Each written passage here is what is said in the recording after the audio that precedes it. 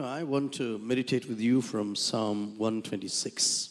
இந்த நாளிலே சங்கீதம் 126 உங்களோடு கூட தியானிக்கும்படியாக நான் விரும்புகிறேன். It's more of a short passage in the Word of God. கர்த்தருடைய வார்த்தையிலே இது மிகவும் ஒரு குறுகிய ஒரு சங்கீதமாய் இருக்கிறது. I think, but the thing is, the length of a passage doesn't determine the importance in the Word of God. தேவனுடைய வார்த்தையிலே ஒரு குறிப்பிட்ட பகுதி குறைவாக இருக்கிறபடியினாலே அது முக்கியத்துவத்திலே குறைவானது என்று நாம் சொல்லிவிட முடியாது. Sometimes it could be one single verse and it is a dynamite for every one of us. சில நேரத்தில் அது ஒரே ஒரு வார்த்தையாக கூட இருக்கலாம், ஆனால் அது ஒரு வெடிமருந்தை போல மிகவும் வல்லமையுள்ள ஒரு வார்த்தையாக இருக்க முடியும். The psalm is not a very long psalm, as you can see. இந்த சங்கீதம் நீங்க பார்க்கிறது போல மிக ஒரு குறுகிய சங்கீதம் தான். But it has a lot to say to speak to us, to every one of us this evening. ஆனாலும் கூட நம்ம எல்லாரோடு கூட பேசக்கூடிய அற்புதமான வார்த்தைகள் அதில் இருக்கிறதை நம்மால் பார்க்க முடிகிறது. I think they already read the psalm to you, so you don't need to listen to it again. ஏற்கனவே இந்த சங்கீதம் வாசிக்கப்பட்டிருக்கிறது, எனவே மறுபடியும் நீங்கள் வாசிக்க கேட்க வேண்டிய அவசியம் இல்லை என்று நினைக்கிறேன். I think to understand the impact of the psalm on our lives, இந்த சங்கீதத்தினுடைய முக்கியத்துவம் அல்லது தாக்கம் நம்முடைய வாழ்க்கையில இருக்கிற காரியமானது, I would like to say a few things from the history of Israel. இஸ்ரவேல் தேசத்தினுடைய வரலாற்றை பற்றி ஒரு சில காரியங்களை உங்களுக்கு நான் சொல்ல விரும்புகிறேன். I think they went through captivity at least twice in their lives. இந்த இஸ்ரவேல் ஜனங்கள் தங்களுடைய வாழ்க்கையில 2 முறையாவது சிறையிருப்புக்கு சென்றிருக்கிறார்கள். And during the time, the captivity in Babylon, for example, Babylon தேசத்திலே அவர்கள் சிறையிருப்புக்கு சென்றபோது உதாரணமாக, it was a big disaster into the lives of Israel. அது இஸ்ரவேல் தேசங்களுடைய அந்த ஜனங்களுடைய வாழ்க்கையில மிகப்பெரிய ஒரு அழிவாக காணப்பட்டது. Prophets like Jeremiah warned the people of Israel again and again. எரேமியா போன்ற தீர்க்கதரிசிகள் மறுபடியுமாக ஜனங்களை அவர்கள் எச்சரித்துக் கொண்டிருந்தார்கள். If you are going to go to idolatry, நீங்கள் விக்கிரக ஆராதனைக்கு பின்பாக செல்வீர்கள் என்று சொன்னால், God is going to give you into captivity in order to cleanse you. தேவன் உங்களை சுத்திகரிக்கும்படியாக உங்களை நிச்சயமாகவே சிறையிருப்புக்கு அனுப்ப போகிறார் என்று சொன்னார். The punishment of God is never to destroy you and me. தேவனுடைய தண்டனை அல்லது சிட்சிப்பு என்று சொல்லும் பொழுது அது ஒருபோதும் நம்மை அழிப்பதற்காக அல்ல. No, it is just for cleansing you again and again. அது உங்களை மறுபடியும் சுத்திகரிப்பதற்காகவே தேவன் பயன்படுத்துகிறார். After the Babylonian captivity, you will never see captivity or anything like this in the New Testament. இந்த பாபிலோனிய சிறையிருப்புக்கு பிற்பாடு புதிய ஏற்பாட்டிலே எந்த ஒரு சிறையிருப்பையும் நீங்கள் வாசிக்க முடியாது. You will never read about idolatry in the New Testament. அல்லது புதிய ஏற்பாட்டிலே விக்கிரக ஆராதனை பற்றி நீங்கள் எங்குமே வாசிக்க முடியாது. Because this problem was cleansed forever. ஏனென்றால் இந்த பிரச்சனையானது என்றென்றைக்குமாக அவர்களிடமிருந்து சுத்திகரிக்கப்பட்டிருந்தது. Man has a very sometimes it's a character that you do not understand in the character of man. சாதாரணமாக மனிதர்களிடம் இருக்கிறதான இந்த குணாதிசயத்தை நம்மால் புரிந்து கொள்ளவே முடிவதில்லை. God brought them out of Egypt. தேவன் அவர்களை எகிப்து தேசத்திலிருந்து கொண்டு வந்தார். And soon they were worshiping a golden calf. சீக்கிரத்திலே அவர்கள் பார்க்கும்போது ஒரு பொன் கன்றுக்குட்டியை ஆராதிக்க ஆரம்பித்தார்கள். Somehow man is always pulled towards idolatry in his life. எப்படியோ மனிதன் தன்னுடைய வாழ்க்கையில மிக சீக்கிரத்திலேயே விக்கிரக ஆராதனைக்கு நேராக இழுக்கப்பட்டு விடுகிறான். Prophets like Jeremiah said this very clearly. எரேமியா போன்ற தீர்க்கதரிசிகள் மிக தெளிவாக சொல்லி இருந்தார்கள். God is going to take you into captivity for 70 years. தேவன் உங்களை 70 வருஷம் சிறையிருப்புக்கு கொண்டு போகிறார். And you should really repent and come back. நீங்கள் நிச்சயமாகவே மனம் திரும்பி தேவனிடத்திற்கு வர வேண்டும். But even if God is going to take you into captivity, அப்படியே தேவன் உங்களை சிறையிருப்புக்கு கொண்டு போனாலும் கூட, I know this many people give this verse out as promise verses from Jeremiah chapter 29. எரேமியாவினுடைய தீர்க்கதரிசன புத்தகம் 29ஆம் அதிகாரத்திலிருந்து இந்த வசனத்தை அநேகருக்கு வாக்குத்தத்தமாக கொடுக்கிறதை நான் பார்த்திருக்கிறேன். God has a future for you. That's what is written there. தேவன் உங்களுக்காக ஒரு எதிர்காலத்தை வைத்திருக்கிறார் என்று அங்கே எழுதப்பட்டிருக்கிறது. But do you know these verses were written before the people of Israel went into captivity? ஆனால் இந்த வசனங்கள் இஸ்ரவேல் ஜனங்கள் சிறையிருப்புக்கு போவதற்கு முன்பதாக எழுதப்பட்டது. God said, I will send you into captivity. ஆண்டவர் சொன்னார், நான் உங்களை சிறையிருப்புக்கு நேராக அனுப்புவேன். But even though you go into captivity, I have good thoughts about you. நீங்கள் சிறையிருப்புக்கு போனாலும் கூட பரவாயில்லை, நான் உங்களை குறித்து நல்ல நினைவுகளை வைத்திருக்கிறேன் என்று சொன்னார். And there under the burden of captivity you will call upon my name. அந்த சிறையிருப்பினுடைய பாரத்தின் நேரத்திலே நீங்கள் என்னை நோக்கி கதறுவீர்கள். And then I will come and restore you once again. அதற்கு பிற்பாடு நான் வந்து உங்களை மறுபடியுமாக புதுப்பிப்பேன். Dear brothers and sisters, when you look into this psalm, for example, கர்மையான சகோதர சகோதரிகளே, இந்த சங்கீதத்தை நீங்கள் பார்க்கும்போது Jerusalem was totally destroyed. எருசலேமானது முற்றிலுமாக அழிக்கப்பட்டு விட்டது. And so groups of the Israelites were taken into Babylon now.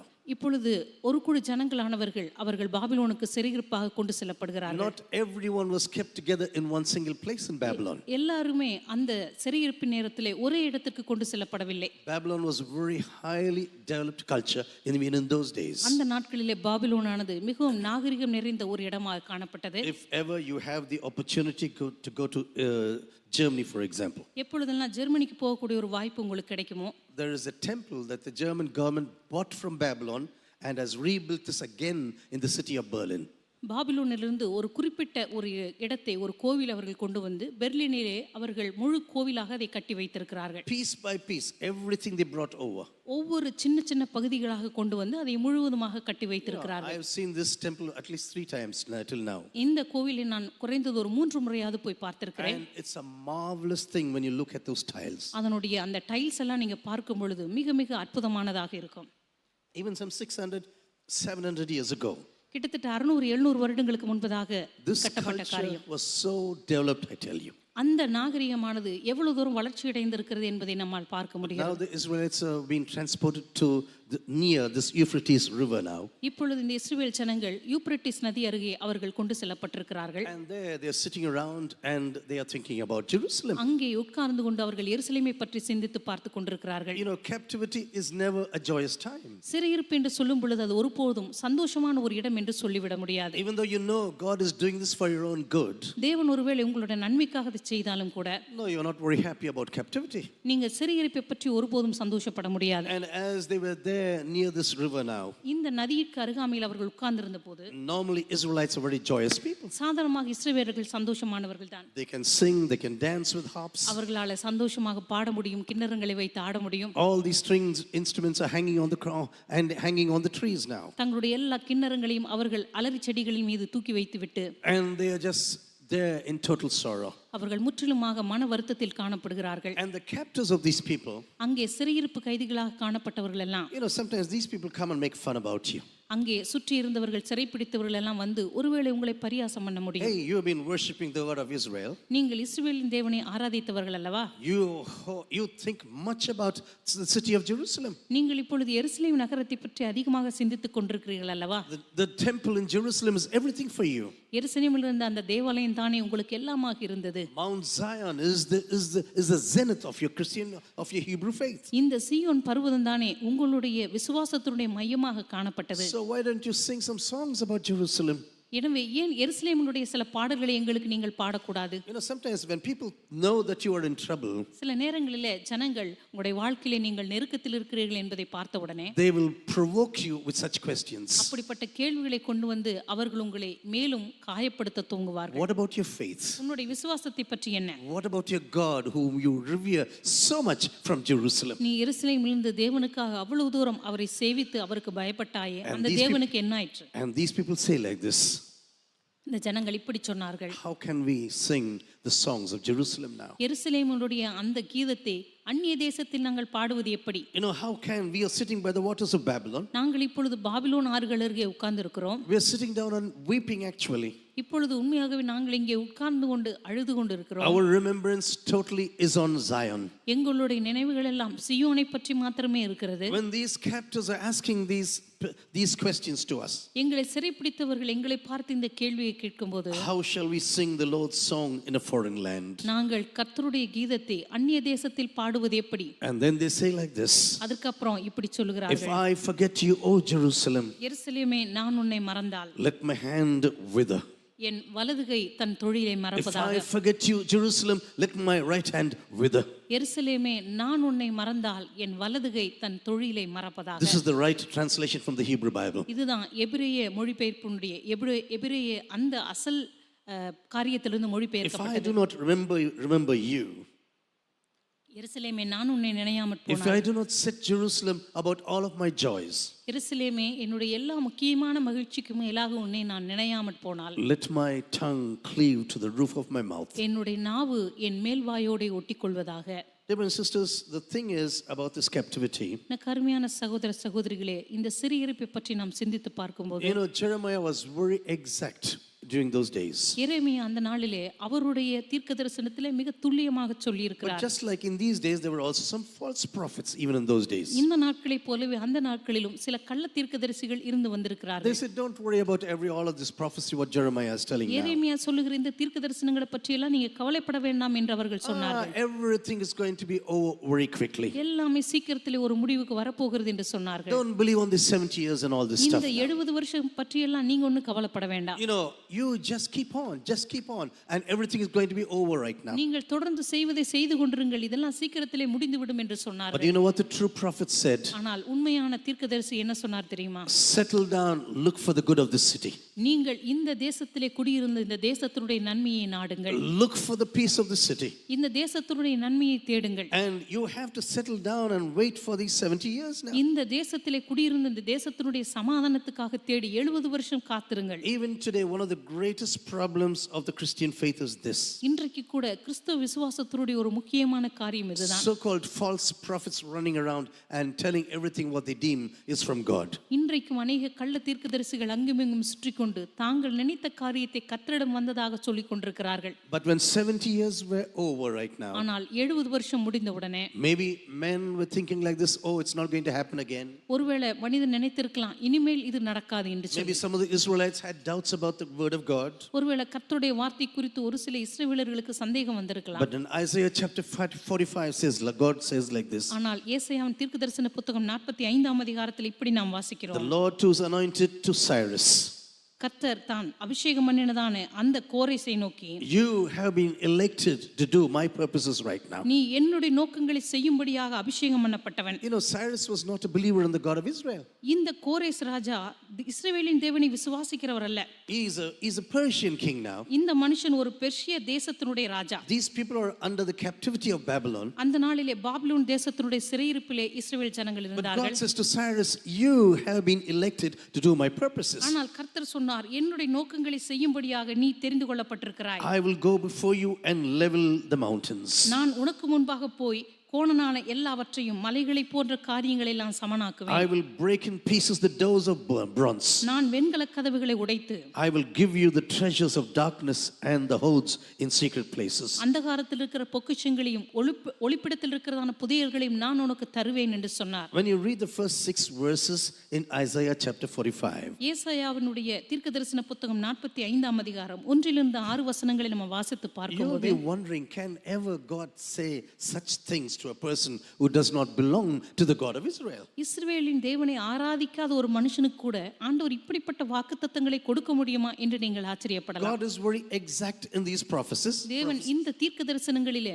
மிக துல்லியமாக சொல்லி இருக்கிறார். And he said, I will fulfill my word exactly at the right time. ஆண்டவர் சொன்னார், சரியான நேரத்திலே என்னுடைய வார்த்தைகளை நான் நிறைவேற்றுவேன். And this Jeremiah was not a very popular person during his lifetime. இந்த எரேமியா தன்னுடைய வாழ்நாளிலே மிகவும் பிரபலமான ஒரு தீர்க்கதரிசியாக இருந்ததில்லை. That's why he was called the weeping prophet. இதனால் தான் அவர் ஒரு அழுகையின் தீர்க்கதரிசி என்று And அழைக்கப்பட்டார். this is what God tells this man, for example. இந்த மனுஷனை பார்த்து ஆண்டவர் இப்படி சொல்லுகிறார், Before I formed you in the womb, I knew you.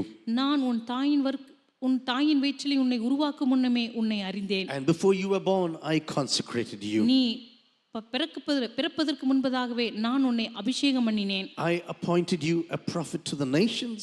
நான் தேசங்களுக்கு தீர்க்கதரிசியாக உன்னை கட்டளையிட்டேன்.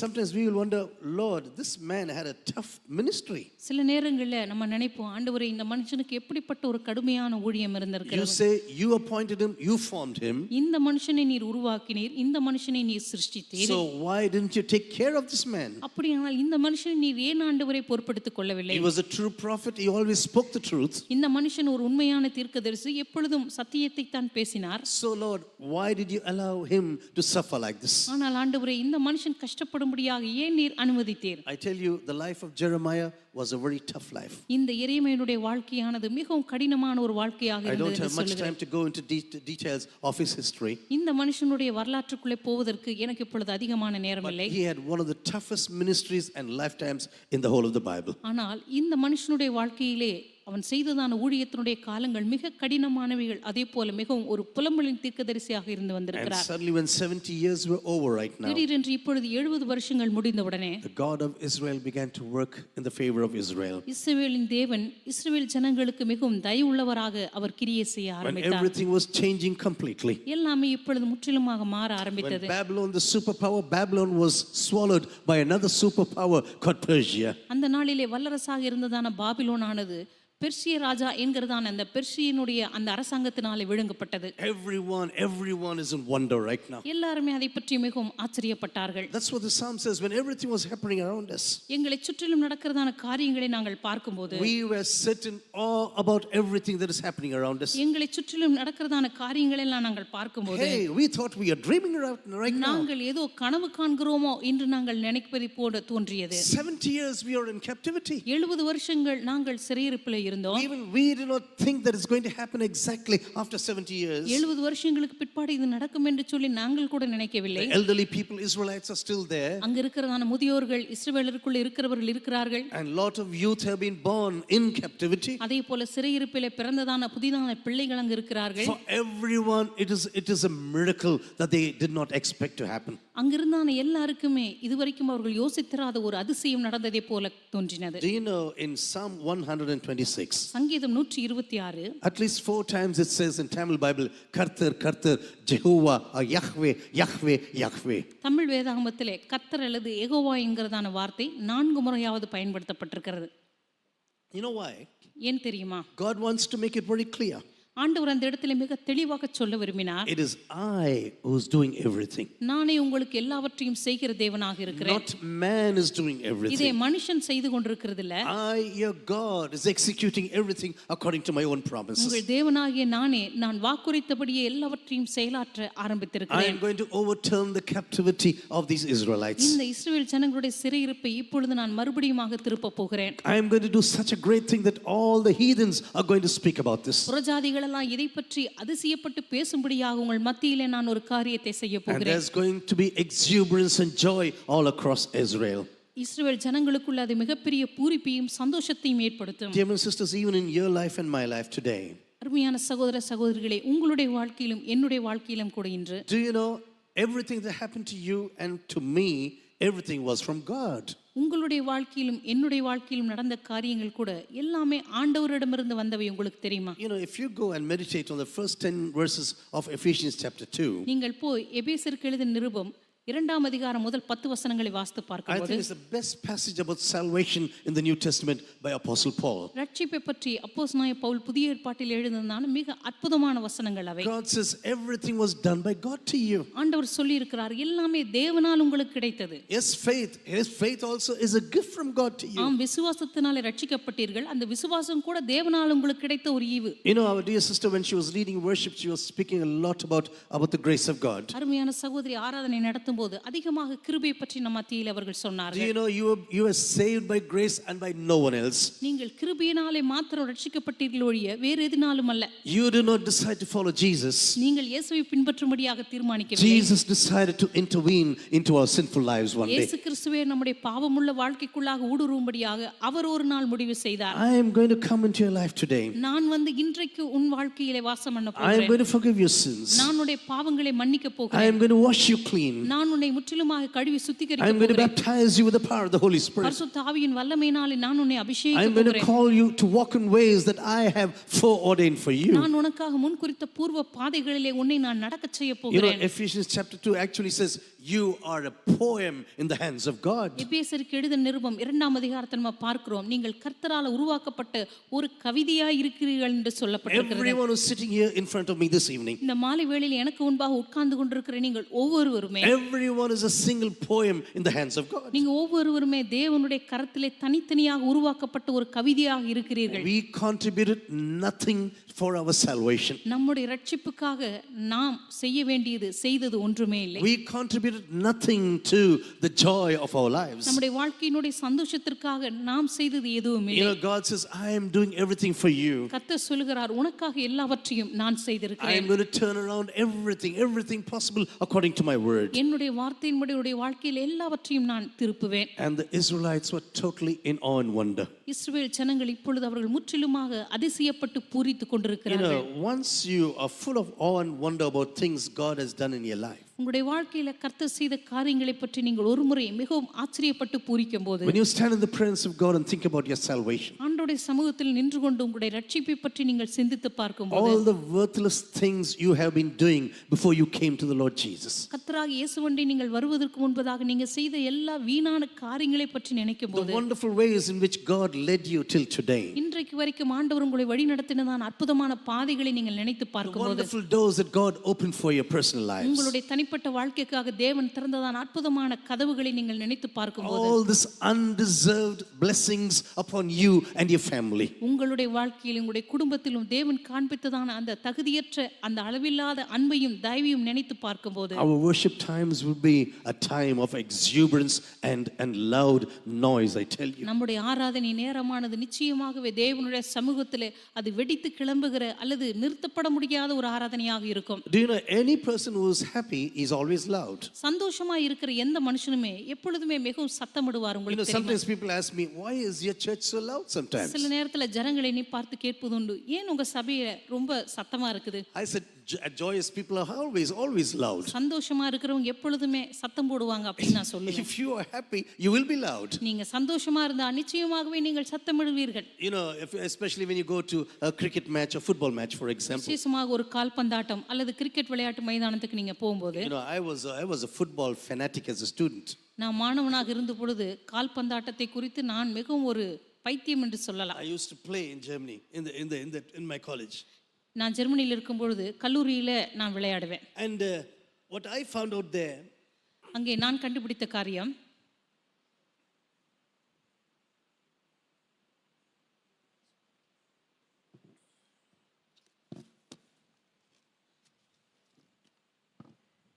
sorry about this, I have cramps. I'm not doing very well today. மன்னிக்கவும், இன்றைக்கு சரீர பிரகாரமாக நான் அவ்வளவு சுகமாக இல்லை. That's the reason why I did not come to the first two services. எனவே தான் முதல் 2 ஆராதனைகளுக்கு நான் வரவில்லை. But I have never gone to any stadium that is quiet when someone shot a goal or hit a sixer. ஆனா ஏதாவது ஒரு விளையாட்டு மைதானத்துக்கு போகும்போது ஒரு சிக்ஸர் அடிக்கும் போதோ அல்லது ஒரு கோல் அடிக்கும் போதோ அங்க இருக்கிறவங்க எல்லாம் அமைதியா இருக்கிறத நான் பார்த்ததே இல்லை. Have you seen anyone like that? அப்படி யாரையாவது நீங்க பார்த்திருக்கீங்களா? Kohli is hitting a six. ஒருவேளை கோலி சிக்ஸர் அடிக்கிறான்னு வெச்சுக்குவோம். And they say, yeah.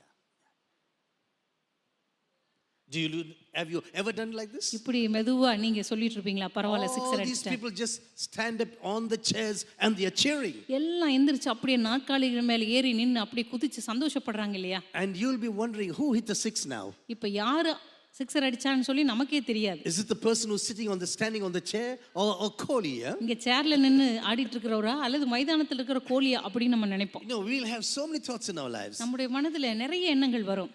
So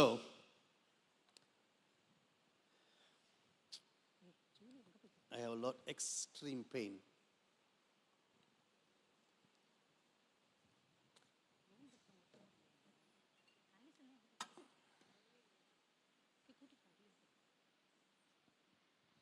In the life of a Christian, I want to tell you, ஒரு கிறிஸ்தவனுடைய வாழ்க்கையில நான் சொல்லுகிறேன், when you go from Ephesians chapter 2, நீங்கள் எபேசியருக்கு எழுதின நிருபம் 2ஆம் அதிகாரத்தை பார்க்கும்போது, one day everything is going to be finished in the book of Revelation. ஒரு நாள் வெளிப்படுத்தின விசேஷத்திலே எல்லாம் ஒரு நாள் நன்றாக முடிய போகிறது. When we reach the new Jerusalem or Mount Zion, புதிய எருசலேமே நீங்கள் சீயோன் பர்வதத்திலே போய் பார்க்கும்போது, this is what Revelation chapter 21 says. இதுதான் வெளிப்படுத்தின விசேஷம் 21ஆம் அதிகாரத்தில் நம்ம பார்க்கிறோம். I saw the holy city, நான் பரிசுத்த நகரத்தை கண்டேன், the new Jerusalem, இந்த புதிய எருசலேமாகிய நகரத்தை கண்டேன், coming down out of heaven from God, அது தேவனிடமிருந்து இறங்கி வருகிற ஒரு நகரமாயிருந்தது. prepared as a bride adorned for a husband. தன்னுடைய மணவாளனுக்காக அலங்கரிக்கப்பட்ட ஒரு மணவாட்டியை போல அது இருந்தது. Behold, the dwelling of God is with men. இதோ கர்த்தருடைய வாசஸ்தலம் மனுஷர்களுக்குள்ளாய் இருக்கிறது. He will dwell with them and they shall be his people. தேவன் அவர்களுக்குள்ளே வாசம் பண்ணுவார், அவர் அவர்களுடைய தேவனாய் இருப்பார். And God himself will be with them and he will wipe away every tear from their eyes. தேவன் தாமே அவர்களோடு இருந்து அவர்கள் கண்ணீர் யாவையும் துடைப்பார். Dear brothers and sisters, this is going to be the end of every Christian. கருமையான சகோதர சகோதரிகளே, இதுதான் எல்லா கிறிஸ்தவருடைய வாழ்க்கையினுடைய முடிவாய் இருக்க போகிறது. But before you reach this place called Mount Zion, இந்த சீயோன் பர்வதம் என்கிறதான இந்த இடத்தை நீங்கள் பார்ப்பதற்கு முன்பதாக before we come to the holy city, the New Jerusalem, இந்த பரிசுத்த நகரமாகிய இந்த புதிய எருசலேமுக்குள் நீங்கள் வந்து நுழைவதற்கு I முன்பதாக want to tell you it's going to be a long journey. இது ஒரு மிக நீண்ட பிரயாணமாக இருக்க போகிறது. But you know, the thing that God has done in our personal life, ஆனால் இந்த தேவன் நம்முடைய தனிப்பட்ட வாழ்க்கையில செய்த காரியங்கள், the healing and the how God has brought us out of captivity, தேவன் எப்படி நம்மை சிறையிருப்பிலிருந்து வெளியே கொண்டு வந்தாரோ அந்த காரியங்கள், அவர் நம்மை சுகப்படுத்தினதான விதங்கள், everything that He has done in our personal lives till this evening. இந்த மாலை வரைக்கும் நம்முடைய வாழ்க்கையில் அவர் செய்ததான எல்லா காரியங்களுமே, And you and I are on the road to New Jerusalem or Mount Zion. நீங்களும் நானும் இந்த புதிய எருசலேமாகிய இந்த சீயோன் பர்வதத்தை நோக்கி தான் போய் And கொண்டிருக்கிறோம். when God does great things in your life, தேவன் உங்களுடைய வாழ்க்கையில பெரிய காரியங்களை செய்யும் போது you can never be sad in His presence. I tell you. அவருடைய பிரசன்னத்தில் நீங்க ஒருபோதும் வருத்தமாக இருக்கவே முடியாது. When you look into the great things that God has done and He performed in your life, உங்களுடைய தனிப்பட்ட வாழ்க்கையில கர்த்தர் செய்தான எல்லா காரியங்களையும் நம்ம பார்க்கும்போது your heart is full of joy for everything that God has done. நம்முடைய இருதயமானது தேவன் நமக்கு செய்த எல்லா காரியங்களினாலும் அது சந்தோஷப்படும். It's a heart full of thanks, for example, in the presence of God. தேவனுடைய பிரசன்னத்தில் இதயம் நிரம்பி வடிகிறதான ஒரு சந்தோஷத்தினாலும் நன்றியினாலும் நிரம்பி இருக்கும். It's going to be a sound that is ear blasting, I tell you. அது காதுகளை பிளக்கக்கூடிய சத்தத்தோடு கூடியதான ஒரு துதியினால நிறைந்திருக்கும். You cannot be quiet in the presence of God when you know what God has done in your life. தேவன் உங்களுடைய வாழ்க்கையில செய்த காரியங்கள் எல்லாம் நீங்க நினைத்து பார்க்கும் பொழுது நீங்கள் ஒருபோதும் அமைதியாக இருக்க When முடியாது. God has done great things in your personal lives, தேவன் உங்களுடைய வாழ்க்கையில மிகப்பெரிய காரியங்கள் அவர் செய்யும் போது, how has intervened into the situations of your family, உங்களுடைய தனிப்பட்ட குடும்ப வாழ்க்கையில் தேவன் எப்படியாக கிரியை when செய்தார், God has unleashed a great joy in your family life, for example, உங்களுடைய குடும்ப வாழ்க்கையில தேவன் மிகப்பெரிய ஒரு சந்தோஷத்தோடு கூட ஊடுருவிய போது automatically this goes out into exuberance, I tell you. தானாகவே நாம் ஆண்டவருடைய சமூகத்தில் இதயம் நிரம்பி வழிந்தவரை துதிக்க And ஆரம்பிக்கிறோம். as these people were rejoicing in that day, அந்த நாளில் இந்த ஜனங்கள் எல்லாம் சந்தோஷப்பட்டு கொண்டிருந்த போது all the Gentiles around them were looking at them. அவர்களை சுற்றி இருக்கிறதான புறஜாதிகள் எல்லாம் அவர்களை நோக்கி And they பார்த்தார்கள். said, yes, this God has done great things for His people. அப்பொழுது அந்த ஜனங்கள் சொன்னார்கள், ஆம், இந்த ஜனங்களுக்காக கர்த்தர் பெரிய காரியங்களை செய்தார். This is one of the greatest testimonies in our personal lives. இதுதான் நம்முடைய தனிப்பட்ட வாழ்க்கையில மிகப்பெரிய சாட்சியாய் You இருக்கிறது. know, when God is doing great things in our personal lives, நம்முடைய தனிப்பட்ட வாழ்க்கையில் ஆண்டவர் பெரிய காரியங்களை செய்யும் போது when our heart is full of thanks in the presence of God, நம்முடைய இருதயம் முற்றிலுமாக சந்தோஷத்தினால ஆண்டவருடைய சமூகத்தில் நிரம்பி வழியும் people போது around you know that this God is doing great things to His people. நம்மை சுற்றி இருக்கிற ஜனங்கள் சொல்லுவார்கள், கர்த்தர் தமது ஜனங்களுக்காக பெரிய காரியத்தை செய்தார் என்று You சொல்லி. know, in our olden life, we were never sensitive to the works of God.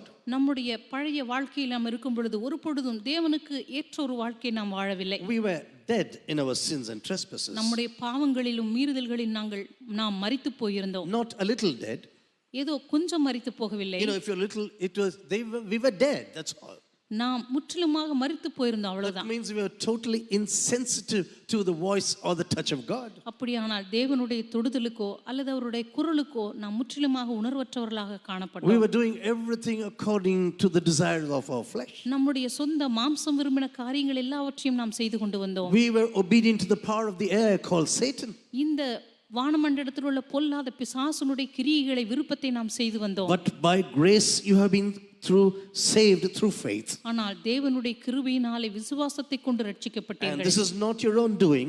இது உங்களுடைய சொந்த கிரியை அல்ல, It is the gift of God. இது தேவனுடைய ஈவாய் இருக்கிறது. If you are saved this evening, remember it is the gift of God that came to you one day. இந்த மாலை வேளையில் நீங்கள் ரட்சிக்கப்பட்ட ஒரு நபராக இருப்பீர்கள் என்று சொன்னால் அது தேவன் உங்களுக்கு கொடுத்த மிகப்பெரிய பரிசு என்பதை மறந்து That விடாதீர்கள். God really gave you the gift of taking this, accepting this gift when God came along to you. தேவன் உங்களுடைய வாழ்க்கையில வந்து இந்த விசுவாசம் என்னும் ஈவை கொடுத்த பொழுது அதை நீங்கள் பெற்றுக்கொள்ளக்கூடிய அளவுக்கு உங்கள் மத்தியில் அவர் கிரியை Do you know செய்தார். when God gives you a promise, He's always fulfilling His promise. தேவன் உங்களுக்கு ஒரு வாக்குத்தத்தத்தை கொடுக்கும் பொழுது அதை எப்பொழுதுமே அதை அவர் நிறைவேற்றுகிறார். You know, sometimes we may be thinking, Lord, is this really going to happen? சில நேரங்கள் நம்ம நினைப்போம், ஆண்டவரே உண்மையிலேயே இது நடக்க போகுதா? Babylon is a big, powerful country. Babylon ஒரு மிகப்பெரிய வல்லரசான நாடாயிற்று. It's a superpower in those days. அந்த நாட்களில் இது மிகப்பெரிய ஒரு வல்லரசான நாடாக இருந்தது. And how are we going to get back to Jerusalem? அப்படியானால் நாம் எருசலேமுக்கு எப்படி திரும்ப போக போகிறோம்? How is this ever going to happen in our personal lives? இனிமே நம்முடைய தனிப்பட்ட வாழ்க்கை எப்படி போக போகிறது?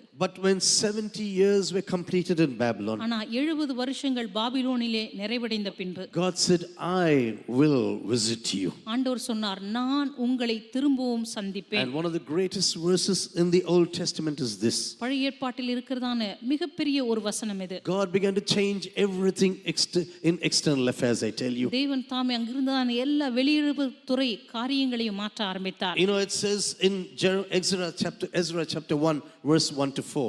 எஸ்ராவின் புத்தகம் 1ஆம் அதிகாரம் முதல் 4 வசனங்களிலே இதை நாம் பார்க்கலாம். In the first year of Cyrus king of Persia, கோரேஸ் ராஜா அரசாண்ட முதலாம் வருஷத்தினுடைய ஆரம்பத்திலே, that the word of the Lord by the mouth of Jeremiah may be accomplished, எரேமியானுடைய வாயினாலே சொல்லப்பட்ட வார்த்தையை நிறைவேறும்படியாக the Lord stirred up the spirit of Cyrus. கர்த்தர் பெர்சியாவின் ராஜாவாகிய கோரேசின் ஆவியை ஏவினார். You know, I can never be quiet when I read this, I tell you. இந்த வசனங்களை நான் வாசிக்கும்போது என்னால் அமைதியாகவே எடுத்துக்கொள்ள முடியாது. The depth of the greatness of God is there in this one sentence. இந்த ஒரு வாக்கியத்திலே தேவனுடைய அந்த மிகப்பெரிய அந்த சர்வ வல்லமை எவ்வளவாக புதைந்திருக்கிறது. Jeremiah has told a prophecy, எரேமியா ஒரு தீர்க்கதரிசனத்தை சொன்னார். and it is the word of God. அது கர்த்தருடைய வசனமாய் இருந்தது. And as soon as Cyrus comes to power in Persia, அந்த நாளிலே பெர்சிய ராஜாங்கத்திலே கோரேஸ் ராஜாவான உடனே, so that the prophecy of Jeremiah may be fulfilled, தீர்க்கதரிசியாகிய எரேமியாவின் வாயினாலே சொல்லப்பட்ட வார்த்தை நிறைவேறும்படியாக God begins to stir up the spirit of Cyrus now. கர்த்தர் கோரேசின் ஆவியை ஏவத் துவங்கினார். You know, normally this Cyrus is still not a believer in God. இந்த இதுவரைக்கும் இந்த கோரேஸ் ராஜா இஸ்ரவேலின் தேவனை விசுவாசிக்கவில்லை. But you know what he says now? ஆனாலும் இந்த மனுஷன் என்ன சொன்னார் தெரியுமா? Whoever is among you, all of you, is people. உங்கள் மத்தியிலே அவருடைய ஜனமாய் காணப்படுகிறவன் எவனோ, May his God be with him, அவனுடைய தேவன் அவனோடு கூட இருப்பாராக. and let him go up to Jerusalem அவன் எருசலேமுக்கு கடந்து சென்று and rebuild the house of the Lord, the God of Israel. இஸ்ரவேலின் தேவனாகிய கர்த்தருடைய தேவாலயத்தை எடுத்து கட்ட கடவன். He is the God who is in Jerusalem.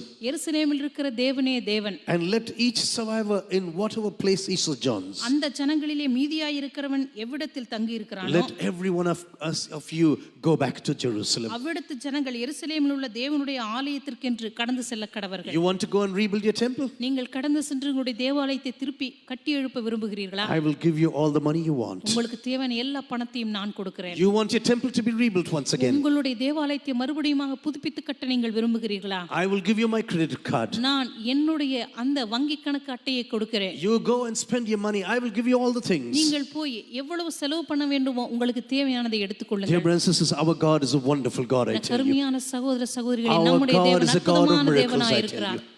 Our God is a God of miracles. நம்முடைய தேவன் அற்புதங்களை செய்யக்கூடிய தேவனாக Just இருக்கிறார். because God says this Jeremiah, this prophecy has to be fulfilled, இந்த எரேமியாவின் வாயினாலே சொல்லப்பட்ட தீர்க்கதரிசனம் நிறைவேறும்படியாக God begins to stir up the heart of this Cyrus now. தேவன் இந்த கோரேசினுடைய ஆவியை எழுப்பத் துவங்கினார். But now the people of Israel come back to God once again. இப்பொழுது இஸ்ரவேல் ஜனங்கள் மறுபடியுமாக தங்கள் தேவனிடத்திற்கு வருகிறார்கள். Lord, you really brought us out of captivity. ஆண்டவர் உண்மையாகவே எங்களை பாபிலோடு இந்த சிறையிருப்பிலிருந்து கொண்டு வந்து You விட்டீர். are bringing us together. Not all of us, you are bringing us together. எங்கள் எல்லாரையும் கொண்டு வராவிட்டாலும் ஒரு கூட்ட ஜனத்தையாவது எங்களை கூட்டிச் சேர்த்திருக்கிறீர். Group after group, you are bringing us back to Jerusalem. ஒவ்வொரு குழுவாக எருசலேமுக்கு எங்களை திரும்ப கொண்டு வந்து கொண்டிருக்கிறீர். But you, Lord, you know that our lives are totally dry. Totally dry. ஆனால் ஆண்டவரே, எங்களுடைய வாழ்க்கையானது முற்றிலுமாக அது வெறுமையாக இருக்கிறது.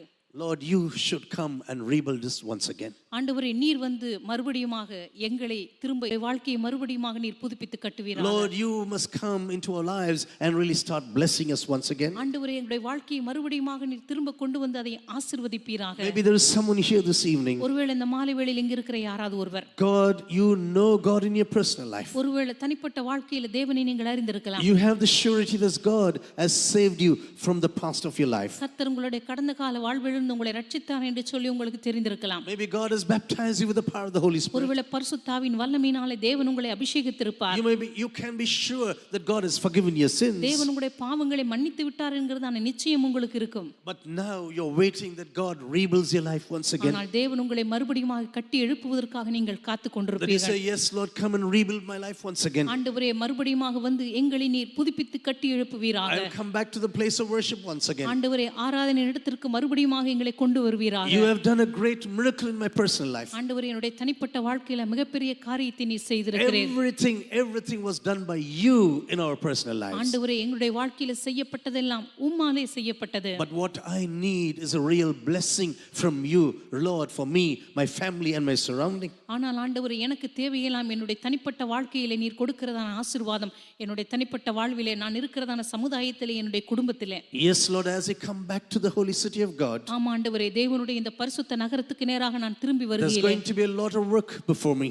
எனக்கு முன்பாக அநேக பணிகள் இருக்கிறது. There's going to be plowing of the land. அங்கே இந்த தேசத்தை உழ வேண்டியது இருக்கிறது. There's going to be water that has to be sent into the land to keep it wet, for example. இந்த தேசமானது மறுபடியுமாக அது நனைக்கப்படும்படியாக அதற்கு தண்ணீர் பாய்ச்சப்பட வேண்டியதா I இருக்கிறது. have to sow and also to guard that nothing destroys these seeds. மறுபடியுமாக அந்த விதைகள் எல்லாம் விதைக்கப்பட்டு அந்த விதைகள் எல்லாம் பயிரெல்லாம் வீணாய் போகாதபடிக்கு அந்த தேசத்தினுடைய விளைச்சலை பாதுகாக்க வேண்டியதா இருக்கிறது. Yes, Lord, everything is not so easy for me. ஆமா ஆண்டவரே, இவையெல்லாம் எனக்கு முன்பாக எளிதான வேலைகள் அல்ல. Lord, in spite of my tears right now, ஆண்டவரே, இப்பொழுது என்னுடைய கண்ணீருக்கு மத்தியில Lord, I will keep on doing what is necessary now. ஆண்டவரே, தேவையான எல்லாவற்றையும் நான் தொடர்ந்து செய்து Even கொண்டே in the இருக்கிறேன். time of my tears, ஆண்டவரே, என்னுடைய கண்ணீரின் மத்தியிலே கூட I will keep on sowing. ஆண்டவரே, தொடர்ந்து நான் விதைத்துக் கொண்டே தான் இருப்பேன். You know, one of the greatest things, one of the worst mistakes what we can do in our Christian life, நம்முடைய கிறிஸ்தவ வாழ்க்கையில நம்ம செய்யக்கூடிய மிக மோசமான தவறு என்ன தெரியுமா? that during our time of weakness or tears, we stop working anything. நம்முடைய வாழ்க்கையில பலவீனத்தின் நேரத்துல, கண்ணீரின் நேரத்துல ஆண்டவருக்காக பணி செய்வதை நாம் நிறுத்தி Then we விடுவோம். can say, oh, what's the point of working now? அதுக்கப்புறம் நம்ம சொல்லுவோம், ஆண்டவருக்காக நான் உழைச்சு என்னாச்சு? Why should I work now when everything is only so sad? என் வாழ்க்கையில எல்லாமே வெறும் வேதனையும் வெறுப்புமா இருக்கும் பொழுது நான் ஆண்டவருக்காக பணி செய்து என்ன பிரயோஜனம்? Why should I toil and toil and toil right now for the future? எதற்காக நான் எதிர்காலத்துக்காக இப்பொழுது உழைத்துக்கொண்டே இருக்க But வேண்டும்? you know what God says, even if it's going to be a desert now, ஆனால் ஆண்டவர் என்ன சொல்லுகிறார் தெரியுமா? உன்னுடைய வாழ்க்கை ஒரு வனாந்தரமாக இருந்தாலும் கூட சரி, only if you keep on sowing during the time of your tears, உன்னுடைய கண்ணீரின் மத்தியிலே நீ தொடர்ந்து விதைத்துக் கொண்டிருந்தால் மாத்திரமே, only then you will reap with joy one day. அப்பொழுதுதான் ஒரு நாள் நீ கெம்பீரத்தோடு அறுக்க முடியும். Never do the mistake of stopping when you are sad, for example, to sow in your life. உங்களுடைய வாழ்க்கையிலே நீங்கள் வேதனையோடு கண்ணீரோடு இருக்கும் பொழுது விதைப்பதை நிறுத்தாதீர்கள் என்று சொல்லுகிறேன். This is one of the greatest mistakes a Christian can ever do. ஒரு கிறிஸ்தவர் செய்யக்கூடிய மிக மோசமான தவறு இதுதான். Sometimes we'll say, what's the point of following God now? சில நேரங்களில் நம்ம சொல்லுவோம், ஆண்டவர் பின்பற்றதுனால எனக்கு என்ன Why பிரயோஜனம்? should I pray now? எதற்காக நான் ஜெபிக்கணும்? Why should I go to church? எதுக்காக நான் தேவாலயத்துக்கு போகணும்? Why should I go for ministry? எதுக்காக நான் ஊழியத்துக்கு போகணும்? Yes, I did everything, but nothing is functioning. ஆண்டவருக்காக நான் எல்லாம் செஞ்சேன், ஆனா என் வாழ்க்கையில ஒரு பிரயோஜனம் இல்லையே. But what should I do now during the time of tears? ஆனா இப்பொழுது கண்ணீரின் நேரத்திலே நான் என்ன செய்ய வேண்டும்? When I look back into my life, everything is toiling. என் வாழ்க்கையை நான் திரும்பி பார்க்கும் பொழுது எல்லாம் பிரயாசம் தான். I am plowing and watering. நான் உழுதேன் தண்ணீர் பாய்ச்சினேன். I am sowing. நான் விதைத்துக் கொண்டே இருந்தேன். I am protecting those seeds. இந்த விதைகளை எல்லாம் நான் பாதுகாத்தேன். But what's happening right now? ஆனா இப்பொழுது என்ன நடக்கிறது? But even during the time of your tears, my dear brothers and sisters, எனக்கு அருமையான சகோதர சகோதரிகளே, உங்களுடைய கண்ணீரின் மத்தியிலே கூட never stop sowing. தயவு செய்து விதைப்பதை நிறுத்தி விடாதீர்கள். Because the day of reaping with joy is surely coming. ஏனென்றால் கெம்பீரத்தோடு அறுவடை செய்கிற நாள் மிக சீக்கிரமாக நெருங்கி The day of the reaping is going to come one day. மிக சீக்கிரமாக கெம்பீரத்தோடு கூட நீங்கள் அறுக்க Even போகிறீர்கள். if you're going through severe problems right now, ஒருவேளை உங்களுடைய தனிப்பட்ட வாழ்க்கையில மிக மோசமான பிரச்சனையின் வழியாக நீங்கள் கடந்து just keep சென்றாலும் on சரி, sowing so that you will reap with joy one day. நீங்க தொடர்ந்து விதைத்துக் கொண்டே இருங்கள். நிச்சயமாக கெம்பீரத்தோடு கூட ஒரு You நாள் know, when you look அறுப்பீர்கள். into this psalm, for example, இந்த சங்கீதத்தை நீங்கள் பார்க்கும் பொழுது உதாரணமாக, you know, sometimes you can look into your family members. சில நேரங்களில் உங்களுடைய குடும்ப அங்கத்தினர்களை நீங்க பார்ப்பீங்க. I'm sowing into the lives of my children. என்னுடைய பிள்ளைகளுடைய வாழ்க்கையில நான் விதைத்தேன். So many, but nothing is happening. ஆனா அதுல எந்த ஒரு விளைச்சலும் இல்லையே. I'm investing so much into the lives of my family. என்னுடைய குடும்ப வாழ்க்கையில நான் எவ்வளவு விதைக்கிறேன். I'm investing so much into the lives of my relatives. என்னுடைய சொந்தக்காரருடைய வாழ்க்கையில நான் எவ்வளவு விதைக்கிறேன். Lord, how much more should I do now? ஆண்டவரே, இன்னும் நான் எவ்வளவுதான் செய்ய வேண்டும்? It's a pathway of real tears, Lord. ஆண்டவரே, இது உண்மையாகவே ஒரு கண்ணீரின் பாதையாக இருக்கிறது. But you know what God is telling you? ஆனால் கர்த்தர் உங்களை பார்த்து என்ன சொல்கிறார் தெரியுமா? Before you come to the new Jerusalem, நீங்கள் இந்த புதிய எருசலேமுக்குள் வருவதற்கு முன்பாக, before your journey is going to end one day in Mount Zion, உங்களுடைய பிரயாணமானது ஒரு நாள் இந்த புதிய எருசலேமில் முடிவதற்கு முன்பாக before it ends into the everlasting presence of the Lord Jesus Christ. தேவனுடைய அந்த அநாதி பிரசன்னத்திலே நீங்கள் ஒரு நாள் நிற்கும் வரைக்கும் There's always going to be a battle into your personal life. நிச்சயமாகவே உங்களுடைய தனிப்பட்ட வாழ்க்கையில யுத்தம் நடைபெற்று கொண்டுதான் இருக்கும். Christian life is not a bed of roses. கிறிஸ்தவ வாழ்க்கை என்கிறது ஒரு நாளும் அது ஒரு ரோஜா படுக்கை அல்ல. Never. It was never. அது ஒருபோதும் அப்படி இருந்ததில்லை. You just need to, I was recently going through the book of Acts. சமீபத்திலே அப்போஸ்தலர் நடபடிகளை வாசித்துக் When you கொண்டிருந்தேன். speak after the outpouring of the Holy Spirit, பரிசுத்த ஆவியானவருடைய அந்த ஊற்றப்படுதலுக்கு பின்பாக church is growing. சபையானது வளர்ந்து கொண்டிருக்கிறது. Thousands are being drawn into the churches. ஆயிரக்கணக்கான ஜனங்கள் சபையிலே வந்து கொண்டிருக்கிறார்கள். But the greatest problem is persecution. ஆனால் அங்கிருந்த மிகப்பெரிய பிரச்சனை உபத்திரவம். You know, sometimes we will think, oh, the Holy Spirit has come, nothing is going to harm me now. சில நேரத்துல நம்ம நினைப்போம் பரிசுத்த ஆவியானவர் வந்து விட்டார், இனிமே எனக்கு எந்த தீமையும் நேரிடாது. Oh, but God says, yes, in the midst of all this growth, ஆனால் ஆண்டவர் சொல்லுகிறான், ஆம், இந்த வளர்ச்சிக்கு மத்தியிலே in all the troubles what you're going through, நீங்கள் நடந்து கொண்டிருக்கிறதான இந்த எல்லா இடுக்கண்களுக்கு மத்தியிலே you must know I am still with you. நான் இன்னும் உங்களோடு கூட இருக்கிறேன் என்பதை அறிந்து கொள்ளுங்கள். I'm holding you by my right hand right now. என்னுடைய வலது கரத்தினாலே நான் உங்களை தாங்கிக் கொண்டிருக்கிறேன். My righteous right hand is holding you. என்னுடைய நீதியின் வலது கரத்தினாலே உங்களை தாங்கிக் So கொள்கிறேன். even during these times when you're going into trouble, எனவே உங்களுடைய வாழ்க்கையில இந்த உபத்திரவத்தின் பாதையின் மத்தியிலும் கூட maybe I'm speaking to someone here this evening. ஒருவேளை இந்த மாலை வேளையில் இங்க இருக்கிறான யாரோ ஒருவரோடு கூட நான் பேசிக் You're கொண்டிருக்கிறேன். praying for your husband, nothing is changing. ஒருவேளை உங்க கணவருக்காக நீங்க ஜெபித்துக் கொண்டிருப்பீர்கள், எதுவும் மாறாம இருக்கலாம். You know, sometimes you are praying and the things get worse. சில நேரத்தில் நீங்க ஜெபிப்பீங்க, நிலைமை இன்னும் மோசமாகிக் கொண்டிருக்கும். I've heard this, I've listened to this from many people sometimes. இப்படிப்பட்ட காரியத்தை அநேகரிடமிருந்து நான் Pastor, கேள்விப்பட்டிருக்கிறேன். I'm praying, things get worse. Pastor, நான் ஜெபிக்க நிலைமை இன்னும் மோசமா தான் போயிட்டு இருக்குது. Even before I prayed, everything was okay, moderate. நான் ஜெபிக்கிறதுக்கு முன்னாடி கூட கொஞ்சம் பரவாயில்ல மாதிரி தெரிஞ்சது. But now everything is getting worse. ஆனா இப்ப எல்லாமே மிக மோசமான சூழ்நிலை நோக்கி போய் கொண்டிருக்கிறது. But you know, when you get into a spiritual battle, I tell you, ஆனால் உங்களுடைய வாழ்க்கையிலே ஆவிக்குரிய யுத்தத்துக்குள்ளே நீங்கள் நுழையும் போது Satan is never going to leave you so easily. சாத்தான் ஒருபோதும் உங்களை அமைதியாக விடவே மாட்டான் என்று But the சொல்லுகிறேன்.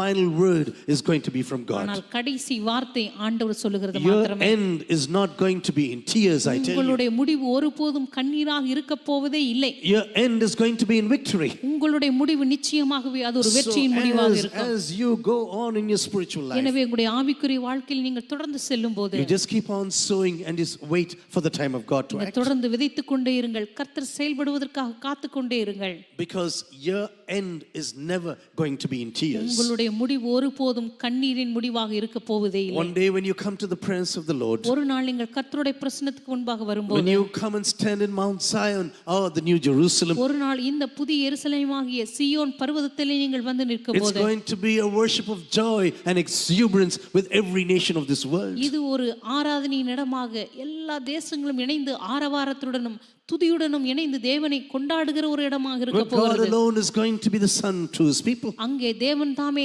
தம்முடைய ஜனங்களுக்கு வெளிச்சமாய் He's இருப்பார். going to wipe away all the tears of your life. அவர் உங்களுடைய வாழ்க்கையின் எல்லா கண்ணீரையும் துடைப்பார். But you know, until such time you keep on battling. ஆனால் அப்படிப்பட்ட காலங்கள் வரைக்கும் நீங்கள் தொடர்ந்து யுத்தம் செய்து கொண்டே தான் இருக்க வேண்டும். You know, I told you this psalm is also a song of ascent from 120 to 134. நான் ஏற்கனவே உங்களுக்கு சொல்லி இருக்கிறேன், இந்த சங்கீதமானது ஆரோகண சங்கீதம் என்று அழைக்கப்படுகிறது. சங்கீதம் 121 இலிருந்து 134 வரைக்கும். As they are climbing up to Jerusalem, அந்த நாளிலே எருசலேமின் படிகளிலே அவர்கள் ஏறி போன போது the road was tough, it was not so easy. அந்த பாதைகள் எல்லாம் மிக கடினமான ஒரு பாதைகளாக இருந்தது. The climatic situation was not that easy. அங்கிருந்ததான அந்த தட்பவெப்ப நிலையும் கூட அவ்வளவு எளிதானதாக I இருக்கவில்லை. told you, they say at least for some of them they had to cover 15 days நான் to நினைக்கிறேன் come up to Jerusalem. இஸ்ரவேல் ஜனங்கள் எருசலேமுக்கு வரும்படியாக அவர்கள் குறைந்தது 15 நாட்களாவது நடந்திருக்க And வேண்டும். every day they had to walk about 40 kilometers ஒவ்வொரு நாளும் 40 கிலோமீட்டர்களாவது அவர்கள் நடந்திருக்க வேண்டும், just to come to the presence of God. ஆண்டவருடைய பிரசன்னத்துக்கு வரும்படியாக. And that's the reason why these people were so exuberant when they came to the temple of God. இந்த காரணத்தினால்தான் அவர்கள் எருசலேமுடைய தேவாலயத்துக்குள்ள வந்தவுடனே அவ்வளவு சந்தோஷப்பட்டார்கள். They could not imagine that they are standing in the presence of the Lord now. அவர்கள் கர்த்தருடைய பிரசன்னத்துக்கு நாங்கள் வந்துவிட்டோம் வந்துவிட்டோமே என்று நினைக்கும் பொழுது அவர்கள் அவ்வளவு மகிழ்ந்தார்கள். And as these people are going up to Jerusalem, இந்த ஜனங்கள் அந்த நாளிலே எருசலேமிற்கு நேராக போனபோது they're not only praying for those who have come out of captivity, இந்த சிறையிருப்பிலிருந்து வந்தவர்களுக்காக அவர்கள் ஜெபித்தது மாத்திரமல்ல, they're also praying for those who are still there in Babylon. அதே போல இன்னும் பாபிலோனில் இருக்கிறவர்களுக்காகவும் அவர்கள் ஜெபிக்க You know, தொடங்கினார்கள். sometimes when God allows you to come out of captivity, சில நேரங்களில் தேவன் உங்களை பலவிதமான சிறையிருப்பிலிருந்து வெளியே கொண்டு வந்திருக்கலாம். you know, sometimes we get so used to the world, சில நேரத்துல உலகத்தோடு கூட நாம் அவ்வளவு பழகிவிட்டபடினால we really don't want to come out. அந்த சூழ்நிலையிலிருந்து வெளியே வருவதற்கே நமக்கு விருப்பம் இருக்காது. You know, more Jews are in New York City than in Israel today. இன்றைக்கு அநேக யூதர்கள் எருசலேமில் இருப்பதை பார்க்கலாம் நியூயார்க் பட்டணத்துல அதிகம் பேர் இருக்கிறார்கள். உங்களுக்கு தெரியுமா? More than 2 or 3 million are still in New York City. இன்னும் கூட 20-30 லட்சம் ஜனங்கள் இன்னும் நியூயார்க் பட்டணத்தில் இருக்கிறார்கள். This also happened in Babylon in those days. இதே போலதான் அந்த நாளிலே பாபிலோனிலே கூட நடந்தது. Big culture, அங்கே மிகப்பெரிய கலாச்சாரம், superpower, அங்கே வல்லரசான தேசம், everything is going on well. எல்லாமே நன்றாக போய் கொண்டிருக்கிறது. Why should I go to the ruins of Jerusalem? எதற்காக போய் இப்பொழுது இடிந்து கிடக்கிறதான எருசலேமிற்குள் நான் போக வேண்டும்? This is one of the greatest problems when you go and settle down in the world, that you think, this place is fine. இப்பொழுதும் கூட உலகத்துக்குள்ள போய் நாம் ஒருமுறை நன்றாக குடியிருந்து விட்டோம் என்று சொன்னால் அதிலிருந்து வெளியே வருவதற்கு நமக்கு பிடிப்பதில்லை. We say, this is fine, why should I leave now? இது கூட நன்றாகத்தானே இருக்கிறது, எதற்காக நான் உலகத்தை விட வேண்டும் என்று சொல்லிக் Yes, கொண்டிருக்கிறோம். salvation is good, but why should I leave the world? ரட்சிப்பு நல்லதுதான், ஆனால் உலகத்தை நான் ஏன் விட வேண்டும்? I can limp between two opinions. நான் இந்த ரெண்டு காரியங்களுக்கு நடுவிலே நான் குந்தி நடக்கலாமே. Sundays I'm a Christian, ஞாயிற்றுக்கிழமை நான் கிறிஸ்தவன், Monday to Saturday I can be in the world. திங்கட்கிழமையிலிருந்து சனிக்கிழமை வரைக்கும் உலகத்தில் இருக்கலாம். You know, sometimes when I speak to my sister in the United States, சில நேரத்தில் அமெரிக்காவில் இருக்கிற என்னுடைய தங்கையின் இடத்துல நான் பேசும்போது, both those boys are very much into American society. அவங்களுடைய ரெண்டு மகன்களும் இப்பொழுது அமெரிக்காவிலிருந்து நன்றாக பழகிவிட்டார்கள். Those fellows speak English totally different. அந்த ரெண்டு பேருடைய ஆங்கிலத்தை பார்க்கும்போது முற்றிலுமாக வேறு வகையாக இருக்கிறது. Totally American. முற்றிலுமாக அந்த அமெரிக்கா தேசத்தினுடைய அந்த பேச்சு வழக்கு அப்படியே வந்து They are so settled in this culture. இப்போ அமெரிக்கா தேசத்தினுடைய கலாச்சாரத்துல அவங்க முற்றிலுமாக அப்படியே இருந்து விட்டார்கள். I told my sister, I don't think they are going to fit into India in the future. இனிமே எதிர்காலத்தில் இந்தியாவுக்கு வந்தா கூட அவங்க இங்க வந்து இருக்க முடியுமா அப்படிங்கிறது எனக்கு கேள்வியா இருக்கு அப்படின்னு The நான் சொன்னேன். language, everything, the thinking, everything has changed. அவங்க யோசிக்கிற விதம், அவங்களுடைய பேச்சு வழக்கு எல்லாமே மாறிவிட்டது. This is what happened to Israelites when they were in captivity. இதே போலதான் இஸ்ரவேல் ஜனங்கள் கூட சிறையிருப்புக்கு போன போது அவங்களுக்கு நடந்திருக்க They வேண்டும். got so settled in Babylon. அவர்கள் பாபிலோனிலே முற்றிலுமாக பழகிவிட்டபடினாலே God had to stir their hearts. Go back to Jerusalem now. மறுபடியுமாக எருசலேமுக்கு திரும்பி வாருங்கள் என்று சொல்லி அவருடைய உள்ளங்களை தேவன் ஏவ வேண்டியதா இருந்தது. Go and rebuild my city once again. நீங்கள் போய் இடிந்து கிடக்கிற இந்த பாழான பட்டணங்களை நீங்கள் கட்டி எழுப்புங்கள். Not only the city has to be rebuilt, இந்த பட்டணமானது மறுபடியுமாக கட்டி எழுப்பப்படுவது மாத்திரமல்ல, your life also should be rebuilt once again. உங்களுடைய வாழ்க்கைகளும் கூட மறுபடியுமாக எடுத்து கட்டப்பட வேண்டும். In this place far away from home, இப்பொழுது வீட்டிலிருந்து மிக தூரத்திலே நீங்கள் இருக்கிறீர்கள். about 1,100 kilometers away. கிட்டத்தட்ட 1100 கிலோமீட்டர்கள் தூரத்திலே நீங்கள் இருக்கிறீர்கள். In these places you have adapted to everything out of Israel. இந்த இடத்திலே இஸ்ரவேல் தேசமிருந்து வெளியே வந்து இந்த கலாச்சாரத்திலே நன்றாக பழகிவிட்டீர்கள். And you are thinking about going back to Israel. மறுபடியுமாக இஸ்ரவேல் தேசத்துக்கு போவதை பற்றி நீங்கள் யோசிக்கிறீர்கள். Maybe there's someone here in the same situation today.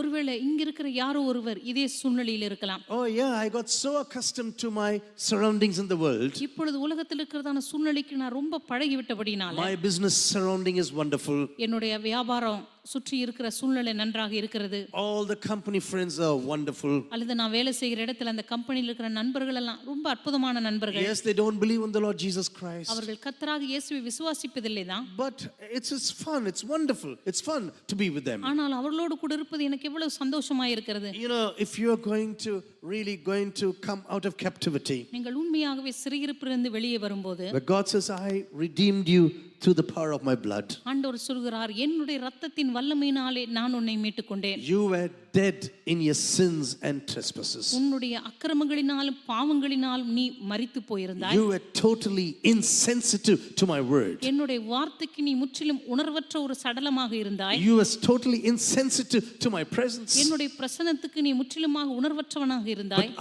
I was the one who walked into your spiritual mortuary one day. ஆனால் உன்னுடைய ஆவிக்குரிய சவக்கிடங்குக்குள் வந்த தேவன் நான் மட்டுமே.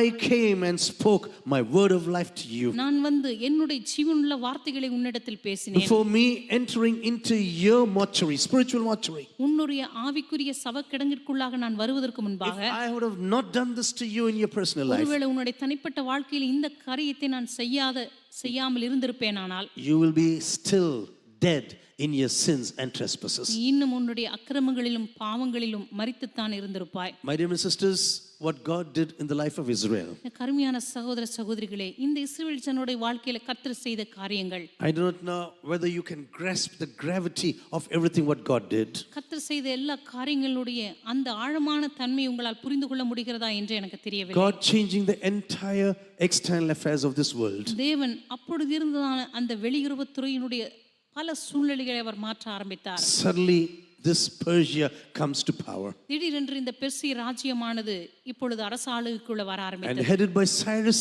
who God says he is an anointed one for me. கோரேஸ் ராஜாவை பார்த்து ஆண்டவர் சொன்னார், இந்த பெர்சிய தேசத்தின் ராஜாவாகிய கோரேஸ் என்னால் அபிஷேகம் பண்ணப்பட்டவன். You know, I don't know what you think about this word anointed. இந்த அபிஷேகம் பண்ணப்பட்டவன் என்கிறதான வார்த்தையை பற்றி நீங்கள் என்ன நினைக்கிறீர்களோ என்று எனக்கு You know, தெரியவில்லை.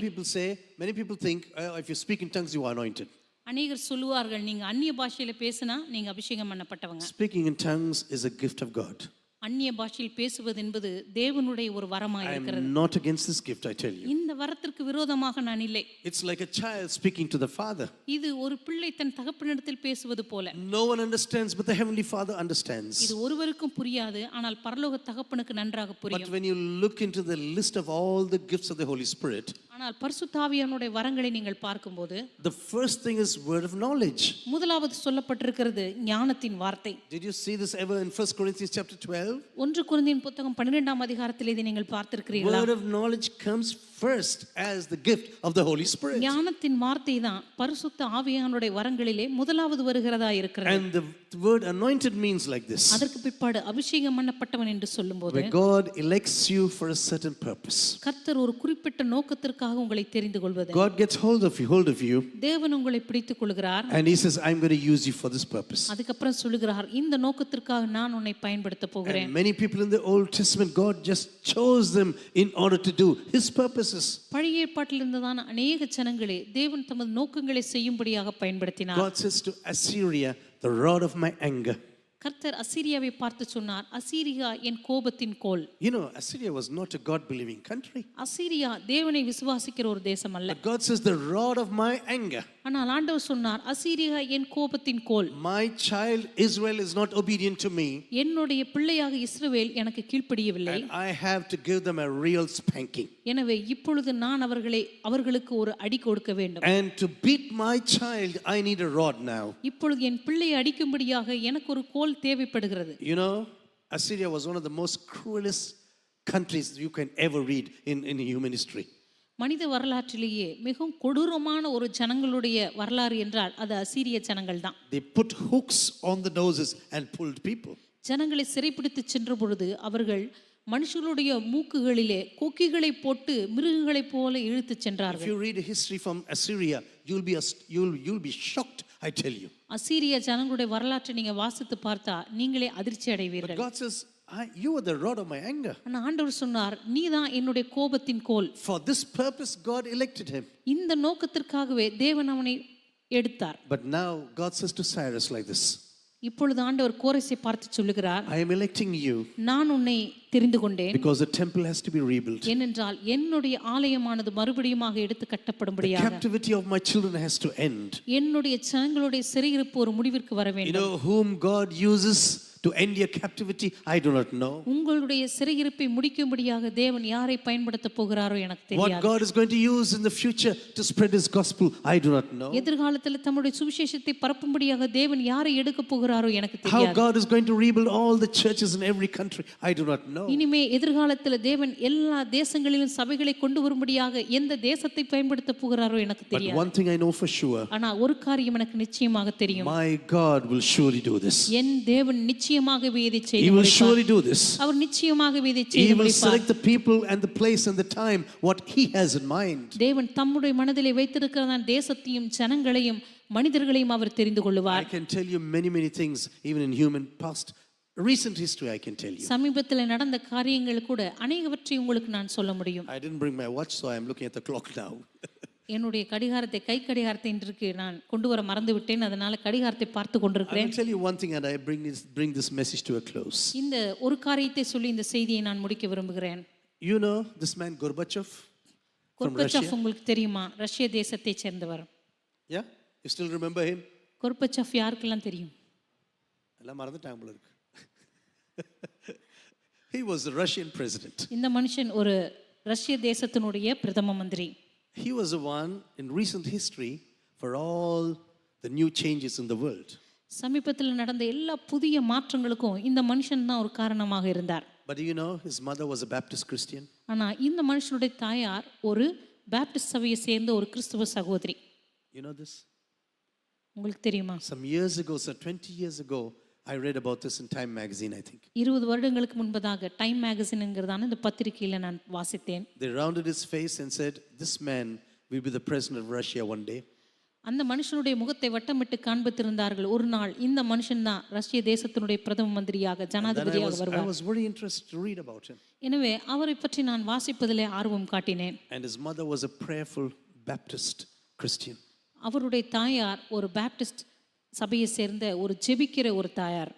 Sometimes you never know what God is doing. சில நேரங்களில் கர்த்தர் என்ன செய்வார் என்பதை பற்றி நாம் நினைத்து கூட பார்க்க Maybe முடியாது. there's someone here in India that God is going to raise for the revival of our nation. ஒருவேளை இந்திய தேசத்தில் இருக்கிற யாரோ ஒருவரை இந்திய தேசத்தினுடைய எழுப்புதலுக்காக கர்த்தர் பயன்படுத்த Maybe முடியும். there's some Samuel who's being prepared by God for the revival of our nation. ஒருவேளை இந்திய தேசத்தினுடைய எழுப்புதலுக்காக யாரோ ஒரு சாமுவேலை தேவன் பயன்படுத்தலாம். Maybe there's a new thing going on where God is working everything according to his ways and purposes. ஒருவேளை தேவன் யாரோ ஒரு மனுஷனுடைய வாழ்க்கையில தம்முடைய நோக்கங்களின்படி வழிகளின்படி நடத்தி கொண்டு வந்திருக்கலாம். If God promised you something, கர்த்தர் உங்களுக்கு ஒரு காரியத்தை வாக்குத்தத்தம் பண்ணிடுவார் he will என்று surely சொன்னார். do this. அவர் நிச்சயமாகவே அதை செய்து முடிப்பார். Whom he is going to select, I do not know. அவர் யாரை தெரிந்தெடுப்பார் என்று எனக்கு தெரியாது. How he is going to do it, I do not know. அதை எப்படி அவர் செய்து முடிப்பார் யார் மூலமாக என்று எனக்கு தெரியாது. You know, when the Berlin Wall fell down, பெர்லினுடைய அந்த சுவர் கீழே விழுந்த அந்த நாளிலே we were praying for a long time in Germany, even as students, that the wall of Germany comes down. இந்த ஜெர்மனி தேசத்தை பிரிக்கிறதான இந்த சுவர் இடிந்து விழ வேண்டும் என்று சொல்லி நாங்கள் மாணவர்களாக இருந்தபோது அநேக நாட்கள் ஜெபித்திருக்கிறோம். But you know, the wall was opened, the gate was opened because of a mistake. ஆனா அன்றைக்கு அதனுடைய அந்த கதவு திறக்கப்பட்ட அந்த வழியே ஒரு தவறான ஒரு காரியத்தினால் என்று உங்களுக்கு தெரியுமா? It was a wrong information. அது ஒரு தவறான ஒரு தகவல். Because I wanted to go into Eastern Germany. ஏனென்றால் அன்றைக்கு நான் கிழக்கு ஜெர்மனிக்கு போக வேண்டும் என்று விரும்பினேன். I was eager to go in the opposite direction. நான் அதற்கு எதிர் திசையிலே போக வேண்டும் என்று விரும்பினேன். And so as we were sitting there in the car and waiting, எனவே நாங்க எல்லாம் கார்ல உட்கார்ந்து கொண்டு காத்து கொண்டிருந்தோம். and one of the reporters asked this military man, the East German military man, like this. அங்கிருந்ததான ஒரு பத்திரிகை நிருபர் கிழக்கு ஜெர்மனியை சேர்ந்தவர் அங்கிருந்ததான அந்த போர் வீரரை பார்த்து இப்படி கேட்டார். So when is the wall going to come down? இப்போ இந்த சுவரானது எப்பொழுது திறக்கப்படும்? Immediately? உடனடியாக? He said, yeah, I think immediately. அவர் சொன்னார், நான் நினைக்கிறேன் ஆமா உடனடியாக திறக்கப்படும் நினைக்கிறேன். And in a few seconds, hundreds and thousands were running into Western Germany. சில வினாடிகளிலேயே அங்கிருந்து கிழக்கு ஜெர்மனியிலிருந்து நூற்றுக்கணக்கான ஜனங்கள் வந்து அந்த கதவை திறந்து கொண்டு மேற்கு ஜெர்மனிக்குள்ள நுழைய ஆரம்பித்தார்கள். And later on this man said, that was a mistake what I said. அதற்கு பிற்பாடு அந்த மனுஷன் சொன்னா இதை நான் தவறா சொல்லிட்டேன் அப்படின்னு. It was not immediately. அது உடனடியாக கிடையாது. My God is a God of miracles, I tell you. நம்முடைய தேவன் அற்புதங்களின் தேவனாக You will இருக்கிறார். never know what our God does in this world. நம்முடைய தேவன் இந்த உலகத்திலே எப்படி செய்வார் என்று சொல்லி நமக்கு தெரியாது. Even in your personal life, I tell you, உங்களுடைய தனிப்பட்ட வாழ்க்கையிலே கூட உங்களுக்கு நான் சொல்லுகிறேன், God is a God of miracles. நம்முடைய தேவன் அற்புதங்களின் Do தேவனாக you really இருக்கிறார். believe this in your life? இது உண்மையாகவே உங்களுடைய இதயத்தில் You never விசுவாசிக்கிறீர்களா? know how God is going to perform things. கர்த்தர் எப்படி காரியங்களை நிறைவேற்றுவார் என்று உங்களுக்கு தெரியாது. My dear sisters, my heart is full of joy sometimes. இந்த கருமையான சகோதர சகோதரிகளே, என்னுடைய இருதயமானது அநேக நேரங்களிலே சந்தோஷத்தினால் நிரம்பி I வழியும். read about human history, for example. மனிதனுடைய வரலாற்றை நான் வாசித்து All பார்க்கும்போது the signs and wonders that God has done in recent times. கர்த்தர் சமீபத்தில் செய்த அற்புத அடையாளங்கள் எல்லாம் நம்ம வாசித்து பார்க்கும்போது No one can open the wall of Berlin, everyone said.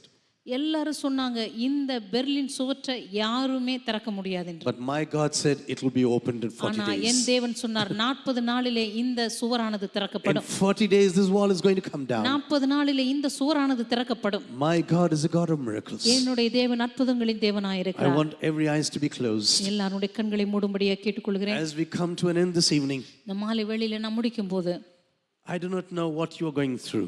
இப்பொழுது நீங்கள் எந்த பாதையின் வழியாய் கடந்து சென்று கொண்டிருக்கிறீர்கள் என்று எனக்கு தெரியாது. Maybe everything is rugged. ஒருவேளை உங்களுடைய வாழ்க்கையில் எல்லாமே மிக கரடு முரடான ஒரு சூழ்நிலையாக You are இருக்கலாம். toiling, you are toiling, you are toiling. ஒருவேளை நீங்க உழைத்துக்கொண்டு பிரயாசப்பட்டு கொண்டே இருப்பீர்கள். You are watering and it's full of pain. ஒருவேளை நீங்க நீர் பாய்ச்சி கொண்டே இருப்பீர்கள் மிகுந்த வேதனையுடனும் வருத்தத்துடனும். And you are waiting for the great harvest. ஒரு மிகப்பெரிய அறுவடைக்காய் காத்து கொண்டிருப்பீர்கள். But your life is full of tears. ஆனா உங்களுடைய வாழ்க்கையோ முற்றிலுமாக கண்ணீரினால் நிரம்பி இருக்கும். And you say, Lord, how long should I really endure this? ஆண்டவரே இன்னும் எவ்வளவு நாட்கள் இதை நான் சகித்துக் கொண்டிருக்க வேண்டும் என்று நீங்கள் How கேட்டுக்கொண்டிருப்பீர்கள். long should I go on like this? ஆண்டவர் இன்னும் எவ்வளவு நாட்கள் இதே பாதையில நான் போக வேண்டும் என்று ஒருவேளை எண்ணிக்கொண்டிருப்பீர்கள். Lord, when is the reaping going to come in bountiful manner? ஆண்டவரே என்னுடைய வாழ்க்கையில எப்பொழுது இந்த கம்பீரத்தின் அறுவடை நிறைவான அறுவடை வரப்போகிறது என்று நீங்கள் கேட்டுக்கொண்டிருப்பீர்கள். Lord, I am sowing but it's full of tears. ஆண்டவரே நான் அறுத்துக் கொண்டிருக்கிறேன் ஆனால் முற்றிலும் கண்ணீரின் நிறைந்த ஒரு அறுவடை I தான். am sowing but I don't see any reaping now. ஆண்டவரே நான் விதைக்கிறேன் எந்த ஒரு அறுவடையும் என்னால் பார்க்க முடியவில்லை. But I want to tell you one thing. ஆனால் ஒரு காரியத்தை உங்களுக்கு நான் சொல்ல விரும்புகிறேன். Even during the time of these tears, இந்த கண்ணீரின் மத்தியிலும் கூட never stop sowing. ஒருபோதும் விதைப்பதை நிறுத்தி விடாதீர்கள். One day is going to come. ஒரு நாள் உங்களுடைய வாழ்க்கையில வரப்போகிறது. A bountiful reaping will surely happen. ஒரு கம்பீரமான ஒரு நிறைவான அறுவடையை தேவன் உங்களுக்கு தருவார். God will give you a bountiful reaping. தேவன் உங்களுக்கு ஒரு நிறைவான அறுவடையை கொடுப்பார். A reaping that you will never understand. நீங்கள் புரிந்து கொள்ள முடியாத ஒரு அறுவடையை கர்த்தர் கொடுப்பார். God will say, I will do everything for you ஆண்டவர் in my own சொல்வார் timing. என்னுடைய நேரத்தில் உனக்காக எல்லாவற்றையும் நான் செய்து முடிப்பேன் என்று ஆண்டவர் சொல்லுகிறார். Maybe you are waiting for the coming of the Lord in your life. ஒருவருடைய வாழ்க்கையில கர்த்தராக இயேசுவுடைய வருகைக்காய் நீங்கள் காத்துக் Maybe you கொண்டிருக்கலாம். say, Lord, when are you going to come? ஆண்டவர் எப்பொழுது ஆண்டவரே என் வாழ்க்கையில கிரியை செய்வீர்? Everything that God said will surely happen. கர்த்தர் சொன்ன எல்லாமே ஒரு நாள் நிச்சயமாகவே நிறைவேற்றப்படும். In His timing, அவருடைய நேரத்துல through His people, தம்முடைய ஜனங்களுக்கு and He will do everything according to His own plan. தம்முடைய ஜனங்களை கொண்டு ஏற்ற நேரத்துல எல்லாவற்றையும் அவர் திட்டத்தின்படி Can நிறைவேற்றுவார். we all raise our hands and keep on worshiping Jesus? எல்லார் கரங்களை உயர்த்தி கர்த்தரை ஆராதிக்க தொடங்கலாமா? And we say, Lord, you should do in my life. You should come into my life. ஆண்டவரே நீரே என்னுடைய வாழ்க்கையில கடந்து வந்து கிரியை செய்வீராக. I do not know what you are expecting in your life. ஆண்டவரே ஒருவேளை இந்த வேளையில உங்களுடைய வாழ்க்கையில நீங்க எதை எதிர்பார்த்து கொண்டிருக்கிறீர்கள் என்று எனக்கு தெரியாது. I do not know what you are going through. நீங்கள் எந்த பாதையின் வழியாய் கடந்து சென்று கொண்டிருக்கிறீர்கள் என்று எனக்கு தெரியாது. What questions you have in your heart. உங்களுடைய இருதயத்தில் எப்படிப்பட்ட கேள்விகள் உங்களுக்கு இருக்கிறது என்று எனக்கு தெரியாது. Just let it in the hands of God. அதை ஆண்டவருடைய கரத்திலே கொடுத்து விடுங்கள். He has the best for you. தேவன் உங்களுக்காக சிறப்பானவற்றை வைத்திருக்கிறார்.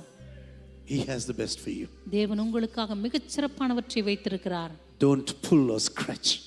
தயவு செய்து அந்த காலம் வருவதற்கு முன்பதாக எதையும் இழுத்துக்கொண்டு பறித்துக்கொண்டு இருக்காதீர்கள். Just keep quiet in the presence of God. ஆண்டவருடைய சமூகத்தில் அமைதியாக தரித்திருங்கள். And God will do everything according to His purposes. தேவன் தம்முடைய நோக்கங்களின்படி எல்லாவற்றையும் நிறைவேற்றி முடிப்பார். Our God is a God of purpose. நம்முடைய தேவன் நோக்கங்களின் தேவனாயிருக்கிறார். Whatever you may have in your heart right now, ஒருவேளை உங்களுடைய இருதயத்தில் இப்பொழுது என்ன காரியத்தை நீங்கள் நினைத்து வைத்திருந்தாலும் just lift up this matter into the presence of God. இந்த காரியத்தை ஆண்டவருடைய கரத்திலே உயர்த்தி அவருடைய சமூகத்திலே கொடுத்து விடுங்கள். And so, Lord, do everything according to your own will and purpose. ஆண்டவரே உமது சித்தத்தின்படி உமது திட்டத்தின்படி எல்லாவற்றையும் நீர் செய்து முடிப்பீராக என்று சொல்லுங்கள். I am prepared to wait for you. ஆண்டவரே உமக்காக நான் காத்திருப்பதற்கு ஆயத்தமாய் இருக்கிறேன் என்று சொல்லுவோம்.